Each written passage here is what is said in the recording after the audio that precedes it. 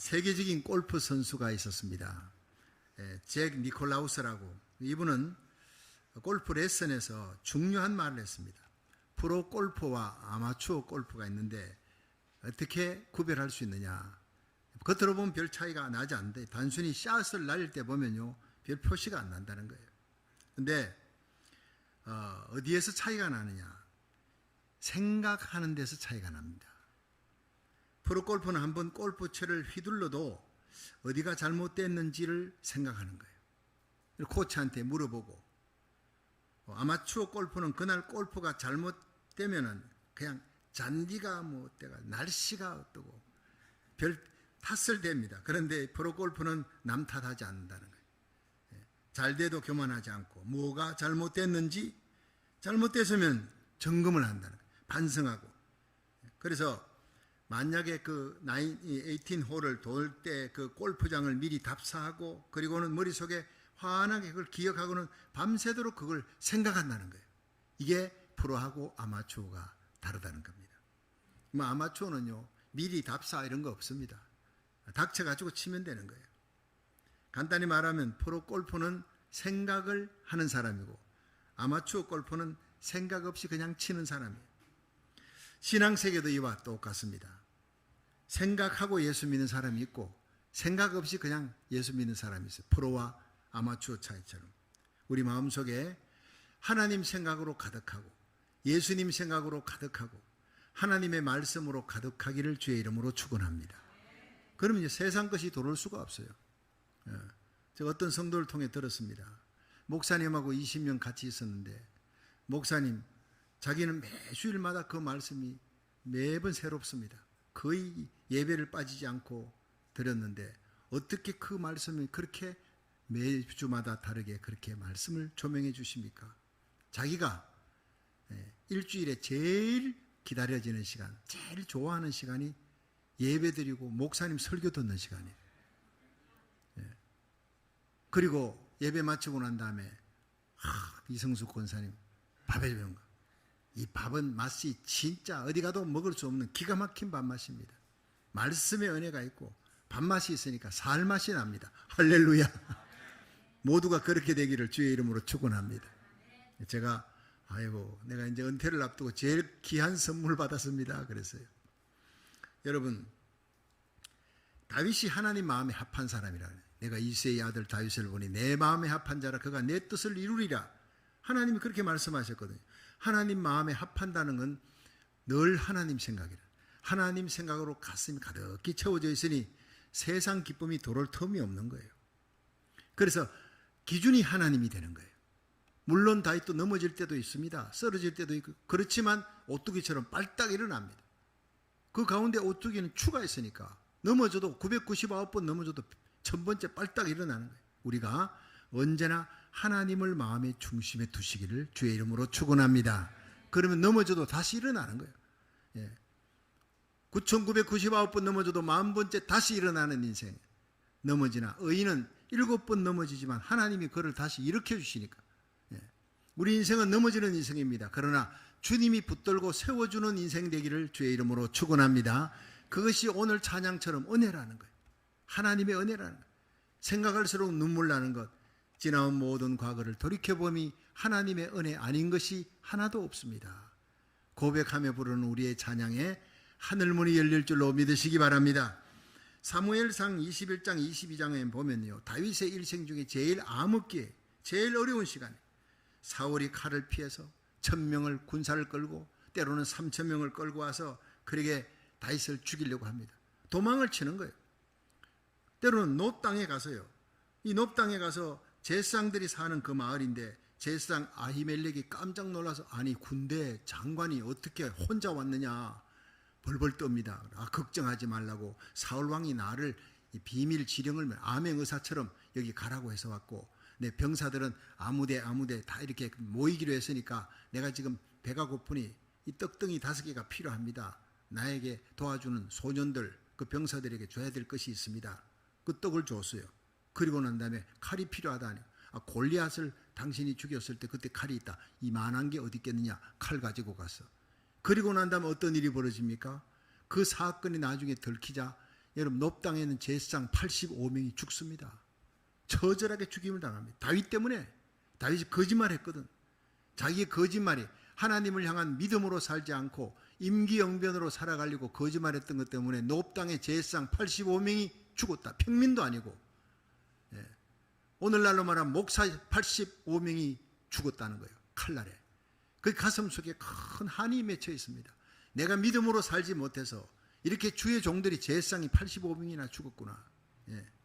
그런 일들. 또 이스라엘에는 피할 곳이 없으니까 블레셋 땅, 가드 땅에 아기스 왕한테 망명가자 하고 갔는데 그 신하들이 보더니 오 왕이요, 저 다윗은요 블레셋 사람을 많이 죽였습니다.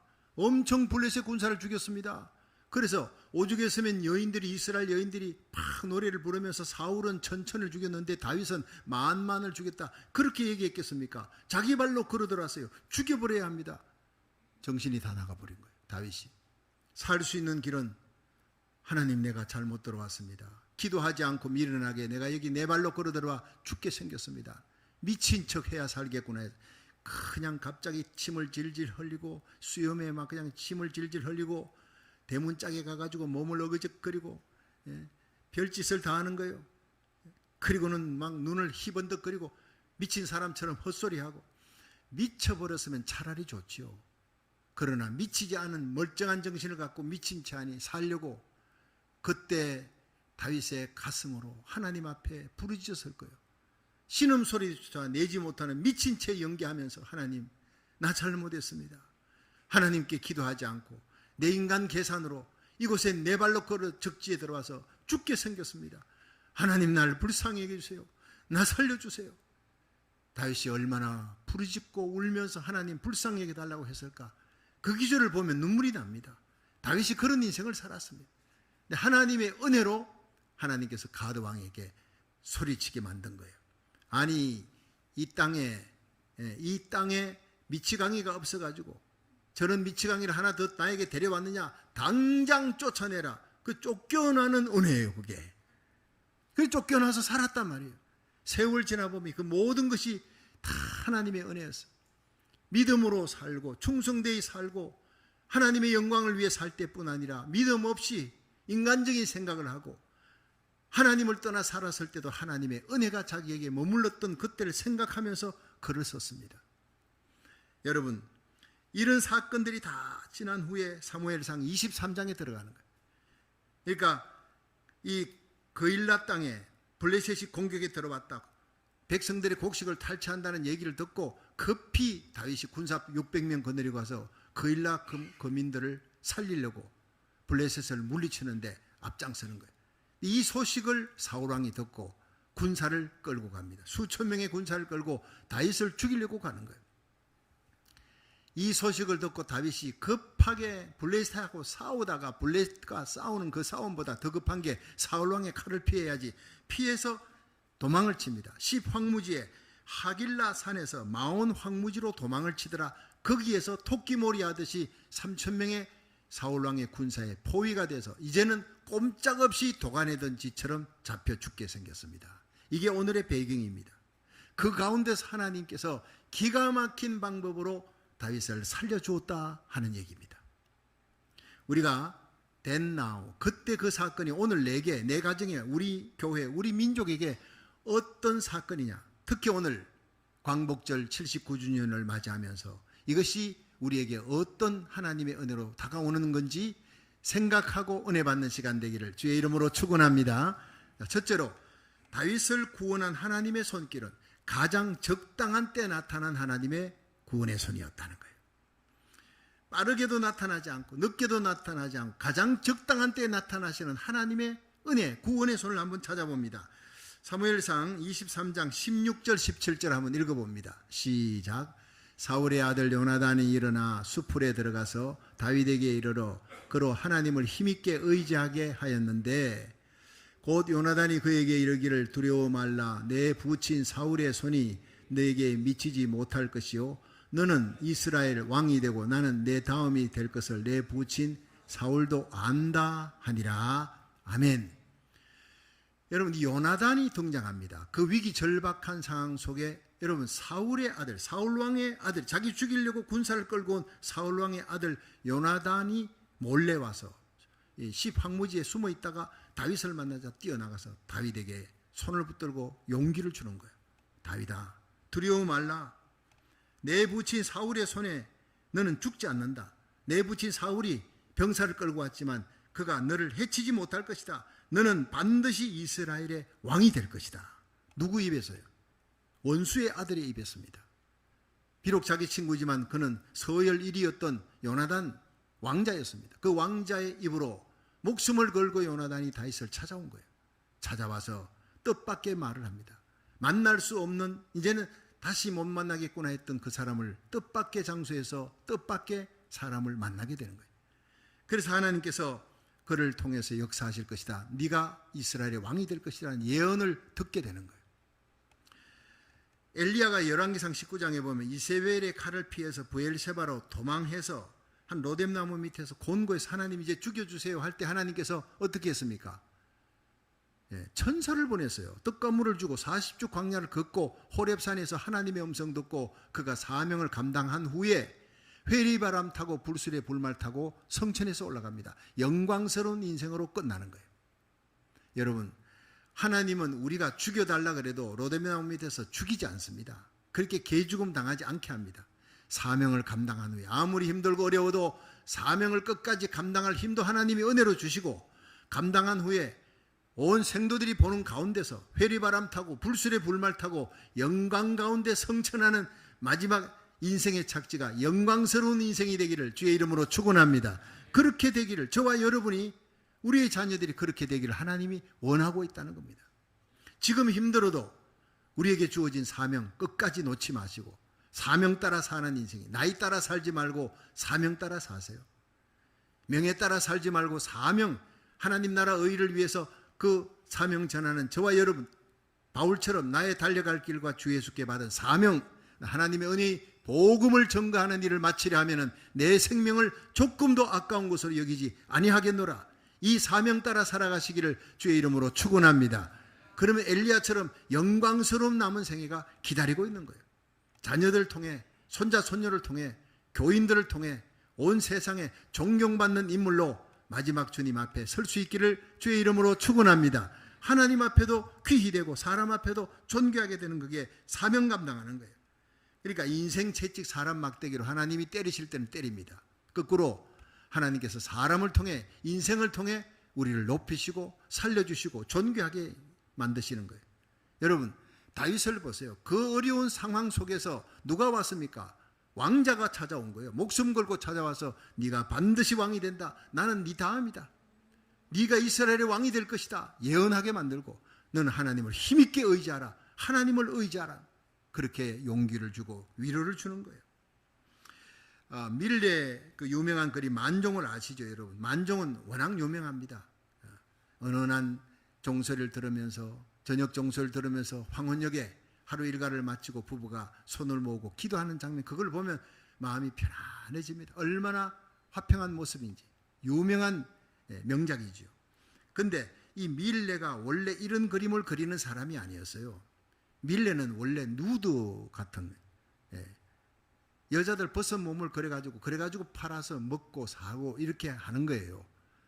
그런데 자기 친구가 보니까 밀레가 너무 그림을 잘 그리는데 하나님이 주신 은사를 저런 데다가 음란한 그림을 그리고 저런 건 아니지. 그 친구를 찾아가서 경고했습니다. 조언을 했습니다. 하나님이 너에게 너무 좋은 은사를 주셨는데 그걸 가지고 하나님의 영광을 위해서 그림을 그려봐라. 농촌 그림을, 전원 그림 얼마나 좋으냐. 그걸 보고 사람들이 위로를 얻도록, 하나님을 찬양하도록 그렇게 한번 그려봐라. 나 너를 위해 기도한다. 너는 나의 귀한 친구야. 그 마음이 찔렸습니다. 그래서 자기가 그림을 그리는 소재를 바꾼 거예요. 주제를 바꾸어서 농촌 그림, 그 그림을 그리는데 접목하는 농부라는 그림을 그렸습니다. 팔리지가 않는 겁니다. 그러니 늘 떼끼니 몇 때마다 끼니 걱정을 하는 거예요. 내가 옛날에 그 누드 그림 팔았을 때가 좋았는데 이런 그림을 그리고 나니 사는 사람이 없어. 이러고 있는데 루소라는 친구가 찾아와서 그 그림을 자기에게 달라. 그리고 내가 이걸 팔아오겠다 가지고 며칠 후에 팔아가지고 왔어요. 300프랑이라고. 보통 그림 그릴 때보다 10배, 20배 비싼 값을 주고 팔아가지고 얼마나 기분이 좋은지, 야, 이 그림도 팔린단 말이냐. 그것도 보통 그림보다도 몇십 배 비싼 가격으로 힘을 얻었어요. 비전을 얻은 거예요. 그리고 그때부터 기도하면서 더 열심히 농촌 전원 그림을 그리기 시작했어요. 그렇게 탄생한 게 밀레의 만종, 이런 것들이 나옵니다. 세계적인 화가가 되는 겁니다. 할렐루야. 루소의 기도 때문에, 친구 때문에 그리 열심히 기도하면서 자기의 은사를 아름답게 빛을 낸 거예요. 근데 어느 날 자기가 유명 인사가 돼가지고 있을 때 그 친구 루소의 집을 찾아갔어요. 루소의 집을 찾아가가지고 이기저기 구경하다가 침대에 있는 곳에 침실에 가니까 그 침실의 벽에 자기 그림이 접목하는 농부가 거기 걸려 있는 거예요. 루소라는 친구가 다른 데 팔았다 300프랑을 갖고 왔는데, 그 300프랑은 루소가 자기 친구 밀레에게 용기를 주기 위해서 자기 돈을 준 거예요. 그런 음란한 그림 그리지 말고 이 좋은 은사를 가지고 하나님의 영광을 위해 이 시골 풍경을, 전원 풍경을 그려보라고, 용기를 잊지 말라고, 친구의 자존심을 상하게 하지 않고 도움을 주려고 배려했던 그 루소를 생각하면서 그 루소의 침실에서 눈물을 흘렸어요. 너무나 감동했어요. 여러분, 이런 친구가 진짜 친구입니다.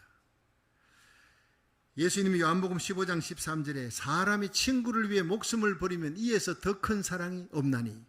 여러분, 우리의 가장 친한 친구가 누굽니까? 가장 귀한 친구가 바로 예수님이에요. 하늘 영광의 보좌를 버리시고 천천만만의 천사들이 경배하는 그 영광의 자리를 버리시고 이 땅에 오셨어요. 십자가 지기 위해 발가벗기 오시고 채찍 맞고 못 박히고 처절하게 지옥의 고통을 맛보며 죽어야 했던 것이 저와 여러분을 살리기 위해, 온 세상 날 버려도 주 예수 안 버려 끝까지 나를 돌아보시니. 세상 친구는 떠날 때가 옵니다. 그렇지만 우리 주님 예수님은 모두가 다 나를 떠나도 결코 저와 여러분을 떠나지 않는 분이 우리 친구, 우리 구주 예수님인 줄로 믿으시기 바랍니다. 나를 위해 죽으실 뿐 아니라 3일 만에 살아나셨어요. 하늘과 땅의 모든 권세를 지십니다. 아무도 요단강 건널 때 나 홀로 있는 그 자리에 함께 할 사람이 없을 때 주님이 내 곁에 서서 저와 여러분의 손을 붙들어 주시는 친구 예수님밖에 없는 줄로 믿으시기 바랍니다. 그분을 의지하십시오. 하나님의 심판대 앞에서도 예수님이 손잡아 주는 인생은 하늘문이 열리고 천국문이 열리는 것입니다. 영원한 생명을 주는 겁니다. 요한복음 5장 24절 시작. 내가 진실로 너희에게 이르노니 내 말을 듣고 또 나 보내신 이를 믿는 자는 영생을 얻었고 심판에 이르지 아니하나니 사망에서 생명으로 옮겼느니라.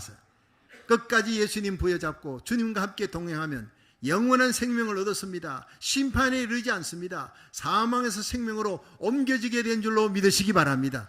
영광스러운 멸류관에서는 하나님의 자녀, 그리스도의 신부, 왕같은 제사장이 되는 줄로 믿으시기 바랍니다. 이런 친구가 세상에 어디 있습니까?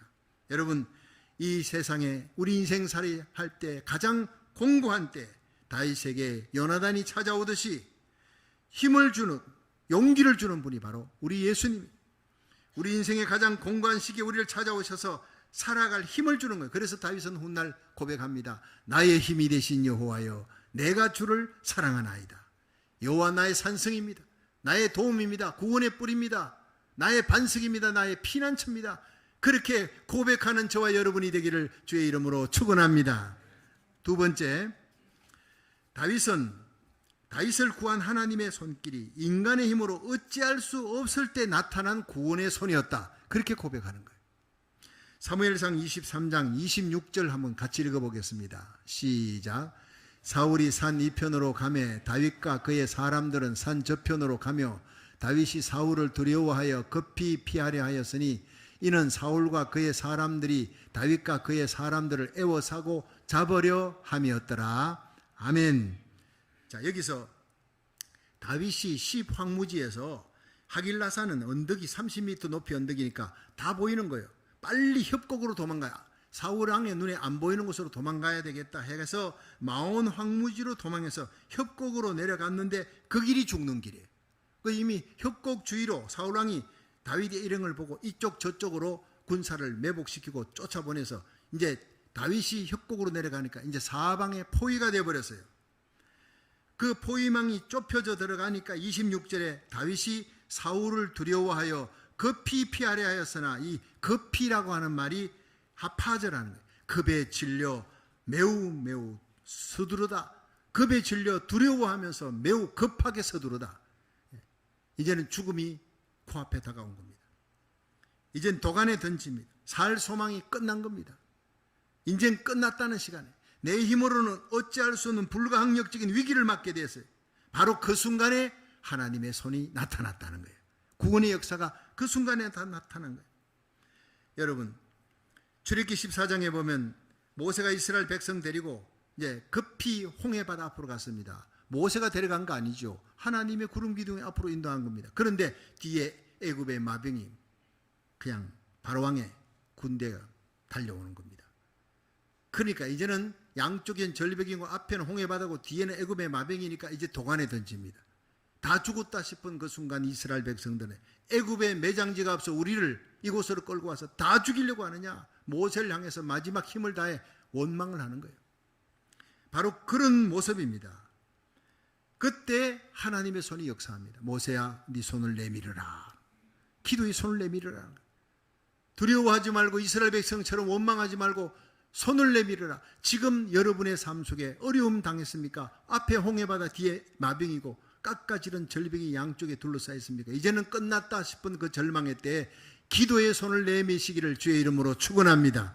기도가 안 될 때도요, 기도의 손을 내미세요. 저는 오늘 1부, 2부 예배 사이에 구역장, 부역장 성경 공부하는 그 시간에 제가 얘기를 하면서 그랬습니다. 우리가 아무리 힘들어도 기도해야 됩니다. 좋은 일이 일어날 때 교만하지 않도록 기도해야 되고, 어렵고 낙심될 일이 일어날 때 절망하지 않도록 기도해야 됩니다. 기도가 대답입니다. 우리가 기도하는 흉내만 내도 하나님이 도우십니다. 간절히 기도하고 부르짖어 기도하는 데만 역사가 일어나는 게 아니라 때로는 브엘세바 로뎀나무 밑에 쓰러져 죽기를 구하는, 기도할 힘조차 없는 이 엘리야에게 하나님이 천사를 보냈다. 하나님은 우리가 기도하는 흉내만 내도 도와주시는 분입니다. 구약 성경을 보니까 아합왕이 엘리야 시대 때 가장 악한 왕이, 얼마나 많은 사람, 얼마나 많은 주의 종들을 죽였는지 모릅니다. 하나님이 선지자를 통해 하나님이 너를 심판한다는 그 말을 듣고 이 아합왕이 금식을 하면서 행보를 천천히 하였더니 하나님이 그에게 은혜를 베푸셨다라는 귀질이 나옵니다. 나는 성경을 읽으면서 그런 귀질이 있는 것도 몰랐어요. 이 악한 아합왕 하나님 그냥 죽여버려야 되는데 선지자를 통해서 경고했습니다. 그 경고를 듣고 그래도 기도하지 않는 이 사람이, 겸손하지 않는 이 악한 아합왕이 금식하면서 걷는 행보를 천천히 걸었더라고요. 이거 완전히 경건의 모양이 아닌, 경건의 모양, 능력도 없는 경건의 모양, 무늬만 그렇게 하는 겁니다. 그런데 하나님이 그 행보를 천천히 하며 금식했던 그 모습을 보고 심판하지 않았다는 거예요. 이게 바로 긍휼히 계시는 우리 아버지 하나님인 줄로 믿으시기 바랍니다.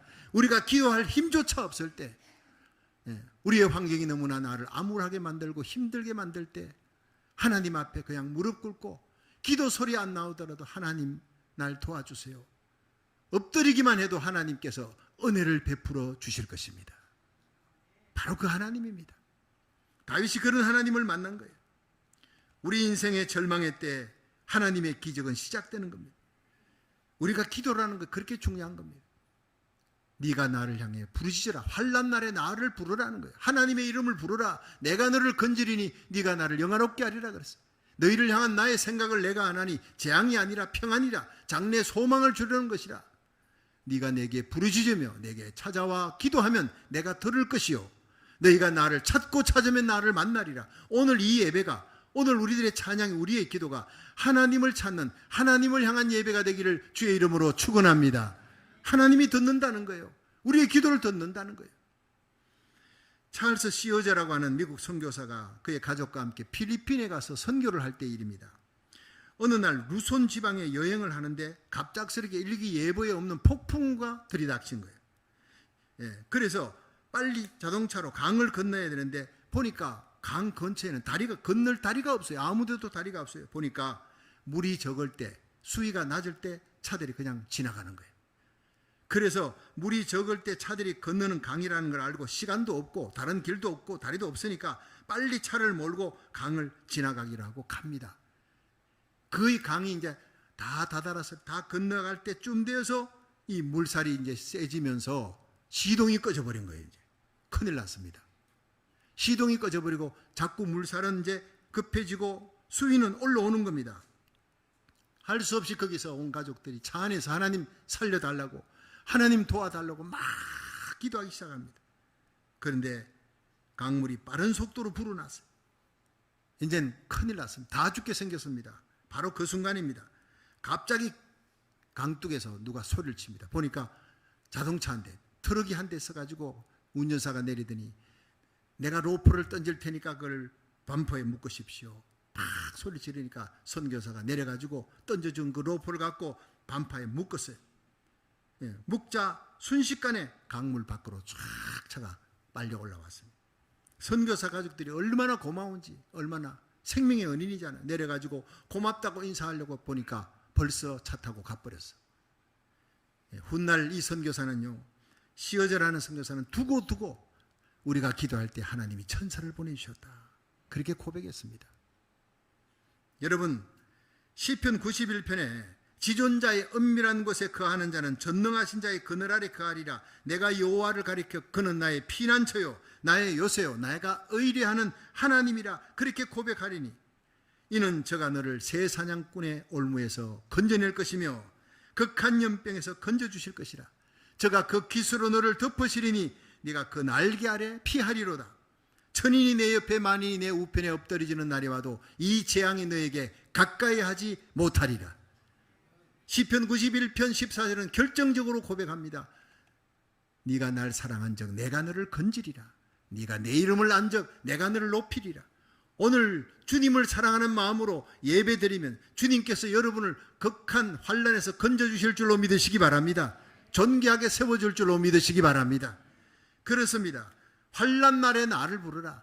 세상은 날마다 환난과 염려와 걱정이 여러분 강물처럼 쓰나미처럼 몰려옵니다. 환난 날에 그 어려운 고난 속에 나를 부르라. 하나님의 이름을 부르라. 내가 너를 건지리니 네가 나를 영화롭게 하리라.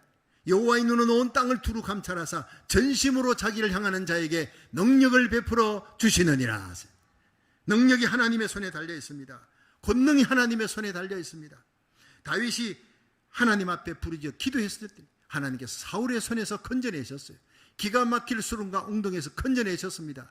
내 발을 반석 위에 두시고 내 걸음을 경고케 하시고 새 노래로 하나님을 찬양케 하셨으니 많은 사람이 보고 하나님을 두려워하리로다. 시편 40편은 고백하고 있습니다.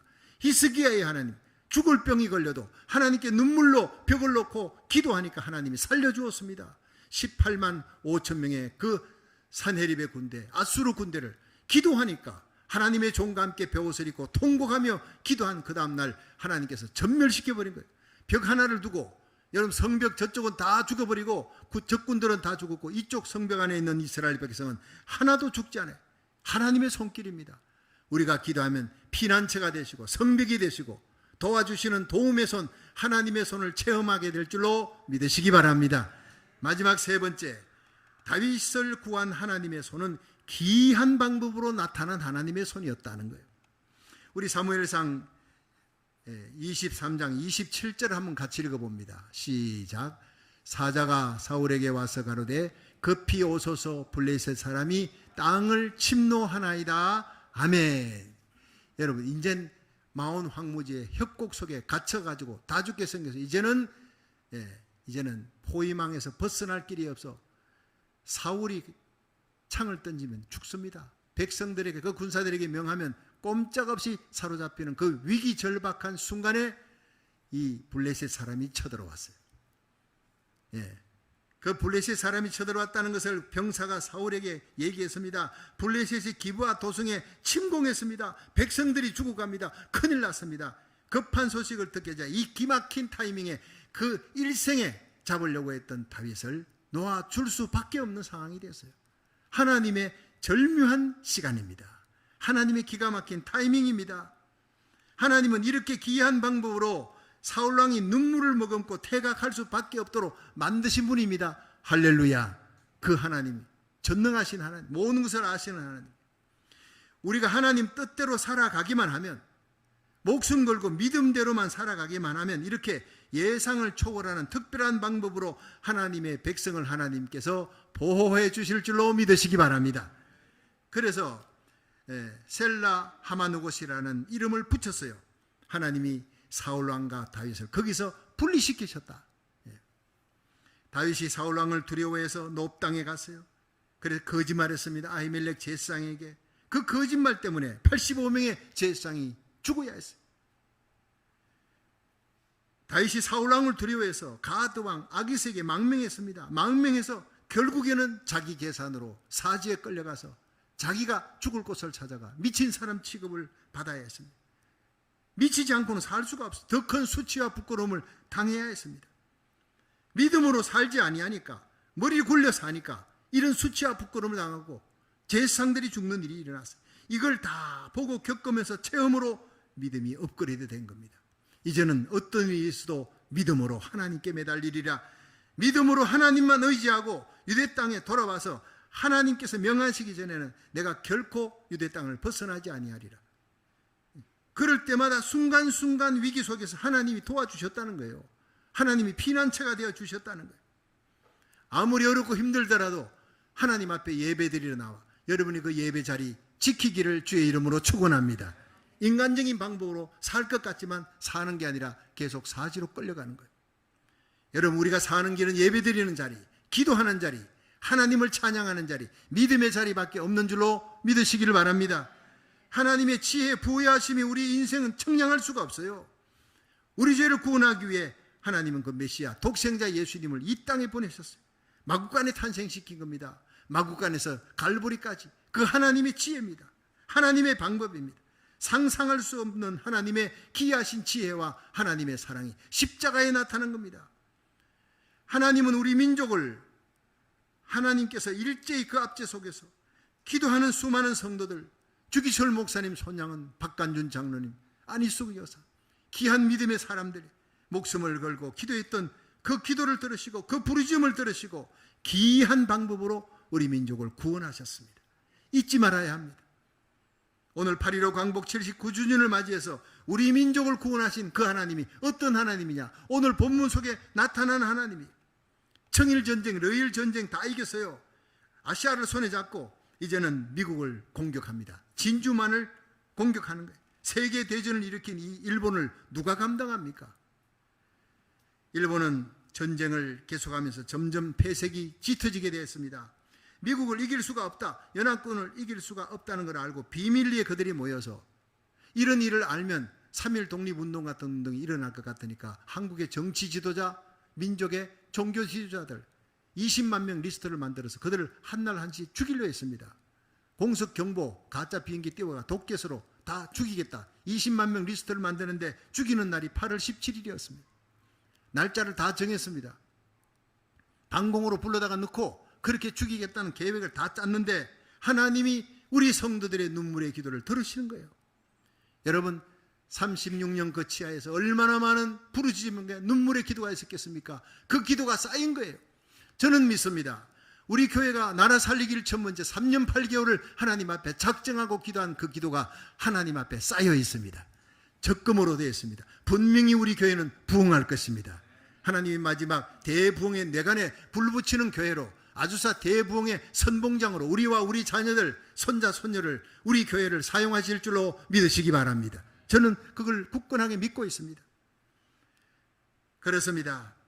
하나님께서 8월 6일 날 히로시마에 원자탄 투하하고 8월 9일 히로시마 나가사키에 원자탄 투하해서, 히로시마에는 일본의 병참기지 사령부가 있었기 때문에 일본의 히로시마 나가사키에 차례로 원자탄을 투하하면서 죽었던 사람, 일본 사람들이 20만 명입니다. 놀라운 일 아닙니까? 한인, 조선인들의 그 지도자들을 20만 명 죽이려 했던 그 죄값을 그대로 받는 거예요. 하나님의 구원의 손길이 이렇게 기이한 방법으로 나타났어. 이렇게 구원했던 하나님의 백성들, 우리 민족 일제시대 36년 그 추운 역사의 겨울도 넘겼습니다. 하나님의 은혜로 6.25 전쟁의 고통도 이겨냈습니다. 세계 경제 10위 국가가 됐습니다. 세계 선교 2위 국가가 됐습니다. 여러분, 그래도 한국이 문제가 많다, 어떻다 저떻다 해도 하나님의 은혜로 지나온 것을 오늘 고백할 수 있는 시간 되기를 주의 이름으로 축원합니다. 결코 하나님은 우리 대한민국을 버리지 않습니다. 아무리 힘들어도, 아무리 혼란이 있어 절대 공산주의 되지 않도록 하나님이 38선을 지켜주시되 십자가 복음으로 자유민주주의로 통일시키는 날이 반드시 올 줄로 믿으시기 바랍니다. 이사야 55장 5절 저는 새벽마다 외웁니다.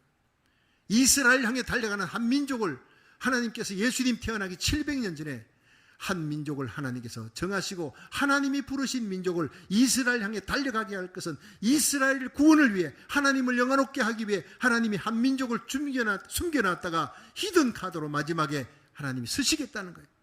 여러분, 한국은 위대한 민족입니다. 여러분, 역사에 980번 외적의 침입을 받아 도망을 치면서 반만년 역사에 980번 왕이 도망을 쳤던 나라, 그렇지만 대한민국을 하나님께서 다른 나라에 합병, 통합되지 않았어요. 중국에 속하지 않았어요. 러시아에 속하지 않았어요. 이 조그마한 땅덩어리가 57개 종족들이 병합되고 동화될 때 동북아시아에 유일하게 조그마한 나라가 딱 살아남았습니다. 세계의 역사가들의 눈에 희한한 나라, 희한한 나라. 왜냐? 하나님이 마지막 요한계시록 7장에 일어날 대부흥을 위해 쓰실 나라이기 때문입니다. 요엘서 2장 28절에 말세에 내가 내 영으로 만민에게 부어주리라. 너희 자녀들은 예언하며 늙은이들은 환상을 볼 것이다. 젊은이들은 꿈을 꿀 것이다. 이 위대한 예언을 이루는 오순절 마가의 다락방에, 그것은요 여러분 은혜의 처음 봄비입니다. 이른 비입니다. 이른 비의 은혜, 그 마지막 늦은 비의 은혜, 마지막에 불어올 대부흥의 역사가 여러분 아주사 대부흥의 역사, 평양 장대원교회 대부흥의 역사를 일으키기 위해 한국과 미국을 하나님이 붙들고 계시는데, 한국이 살기 위해 미국이 먼저 살아야 돼. 이 무너져가는 미국을, 동성애로 미국 무너져가잖아요. 총기 사고, 마약 사고로, 인종 혐오 범죄로 무너져가는 미국을 살리라고 저와 여러분을, 우리 자녀들의 손을 잡고 이 미국 땅에 오게 하신 줄로 믿으시기 바랍니다. 여러분, 50개 주에 3,500개의 한인교회, 4,300개 한인교회였지만 지금 3,500개로 줄어들었습니다. 코로나 바이러스 터진 후에 미국의 많은 교회들이 합병되고 사라져버렸습니다. 그럼에도 불구하고 우리 교회는 살아남았습니다. 3,500개 살아남은 교회 가운데 그 교회가 미국의 다민족 교회를 선도하고 이끌어 나가는 거예요. 곧 다가올 다민족 연합기도회 우리 주님 세운교회가 역시 선봉장이 될 것입니다. 지금 20년 동안 이 선봉장에 기도하는 교회로 세우셨던 하나님, 우리의 기도가 하나님 앞에 상달되어 있고 쌓여 있고 마지막 요한계시록 7장에 일어날 거대한 대부흥의 역사를 일으킬 때 저와 여러분, 우리 자녀들, 우리 교회가 존귀한 부흥의 선봉장으로 쓰임받기를 주의 이름으로 축원합니다. 그렇습니다. 하나님의 구원의 손길입니다. 다윗을 구원한 하나님의 손이, 우리를 구원한 하나님의 손, 우리 교회를 붙드시고 구원하시는 하나님의 손, 쓰시는 손이, 우리와 우리 민족을 구하는 하나님의 손은 가장 적당한 때 나타난 하나님의 손, 인간의 힘으로는 어찌할 수 없을 때 나타난 하나님의 구원의 손, 기이한 방법으로 역사하셨던 이 하나님의 구원의 손길을 찬양하며 감사할 수 있기를 주의 이름으로 축원합니다.